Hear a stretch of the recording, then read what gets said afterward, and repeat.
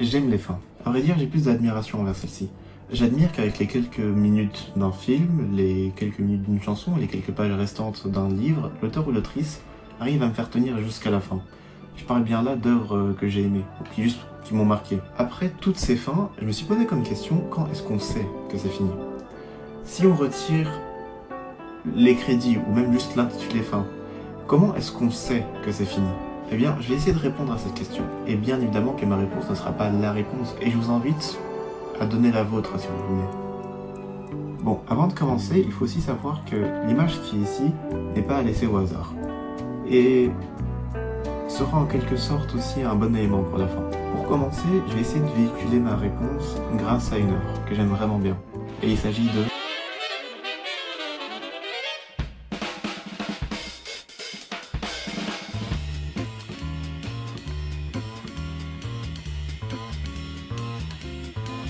Cowboy Bebop fait partie des animés qui sont sa cigarette froide et le whisky à moitié entamé, et qui reprend à la perfection les codes des films noirs américains. Dans cette œuvre des années 90, nous suivons Faye, Ed, Jet et Spike dans des aventures tous liées par leur envie accrue d'argent.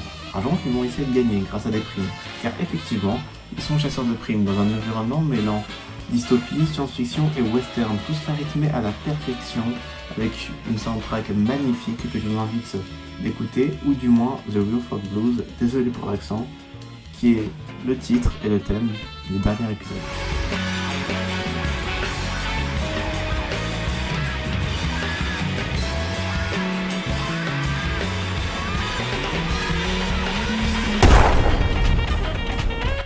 Avant de vous expliquer ce qui se passe dans cet épisode final, un récapitulatif du passé Spike est important. Avant l'équipage du Bebop, il y avait un Spike solitaire qui travaillait pour une organisation de crime organisé, le White Dragon Syndicate. Le passé Spike est très flou, et Spike lui-même ne l'énonce très implicitement qu'à travers des leçons ou des brèves phrases qui brisent cette image du héros sûr de lui. Et c'est bien à travers différents flashbacks qu'on comprendra mieux pourquoi Spike en est arrivé jusque-là. Dans cette organisation, il y avait cette femme, Julia, pour qui Spike développait des sentiments très forts à son égard. Si l'amour était le bâton de dynamite, l'envie d'offrir cadeau de synchronisation mettra le feu à celui-ci.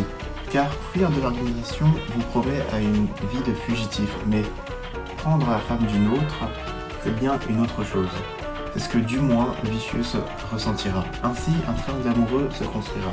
Par la haine, la jalousie, mais surtout par cet amour plus fort que tout. Spike donnera rendez-vous à sa bien-aimée pour qu'ils prennent la fuite rien qu'à deux.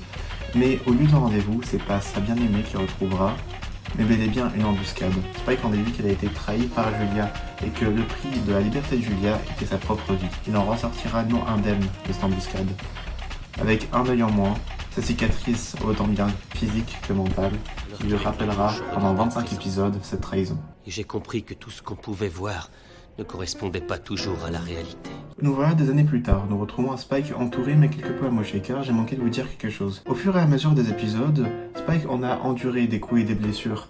Et même si les situations où il se retrouve sont invraisemblables et on peut légitimement se demander comment il peut encore rester en vie, les spectateurs ont pris l'habitude d'un héros qui se relève toujours, qu'importe les blessures subies. Cet armure en scénarium va perdurer pendant 25 épisodes, mais c'est au 26e qu'on va commencer à en douter. Ainsi, dans le 26e épisode, nous voyons en face d'un Spike bien amoché qui va retrouver son amour d'avant, la même qui bien des années de cela l'avait trahi. La rencontre se fait et Julia braque un revolver en direction de Spike, bien destiné à regagner sa liberté. Une détonation et la liberté lui sera due. Mais... Fuyons loin d'ici. non décidés à s'entretuer, ils prennent la fuite à deux, mais c'est sous un déluge de balles que la fuite se fait.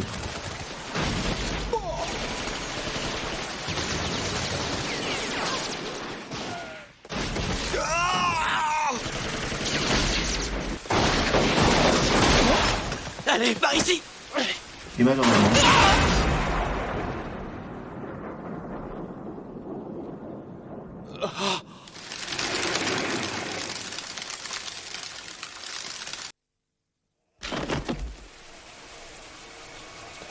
Julia!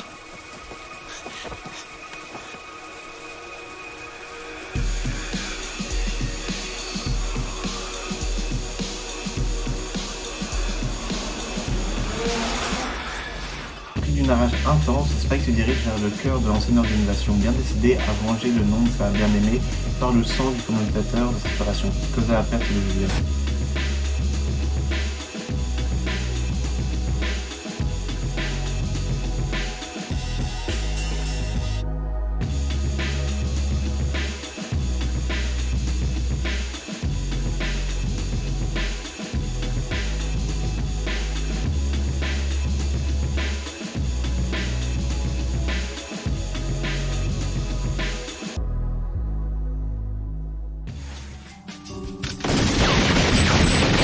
Dans un déluge de balles et d'explosions bien plus fracassantes que Spike y arrive, mais ses forces se font moindres. Il se sait, son temps est compté.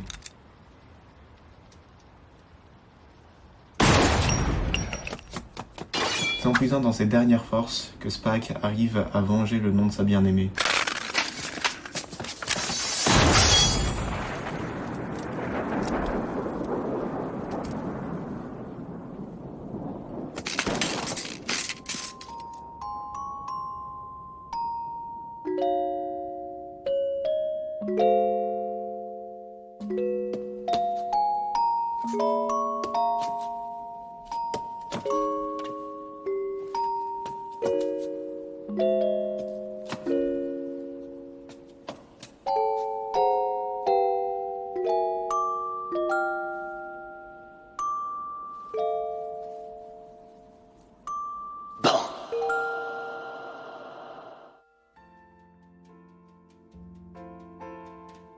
J'aimerais maintenant utiliser la métaphore d'une porte. Cette porte, dans le cas de Spike, représente son début et sa fin. Quand il a choisi de fuir avec son amante il y a bien des années de cela, pour chercher une sorte de liberté, sa porte s'est ouverte. Ainsi, la porte représente l'idée d'un avenir meilleur. L'idée qu'un jour, le sourire niais qu'arbore Spike se transforme en sourire de pur soulagement et non de douleur passée. Après la trahison, cette porte reste ouverte jusqu'à l'épisode final. Spike savait pertinemment que ça allait être son dernier rodéo. En s'élançant dans cette vague de rage et de vengeance, il referma de lui-même les chances d'avoir un avenir meilleur. Il a de lui-même voulu rester en face de cette porte qui se referme, ne voulant plus découvrir ce qu'il aurait pu advenir de ce Space Cowboy.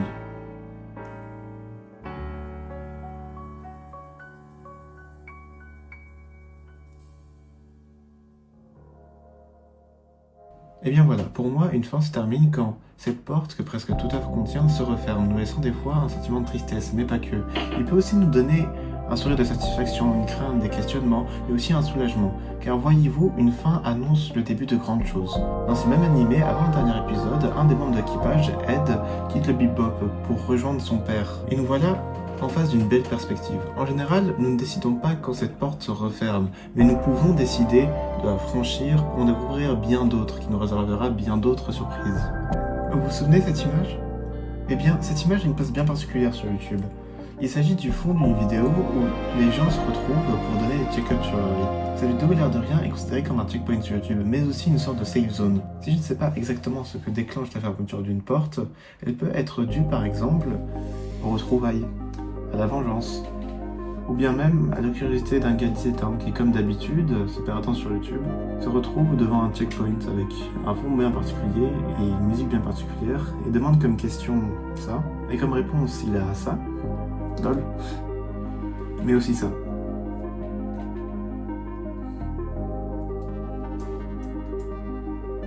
Merci de m'avoir écouté et je vous dis à la prochaine fois.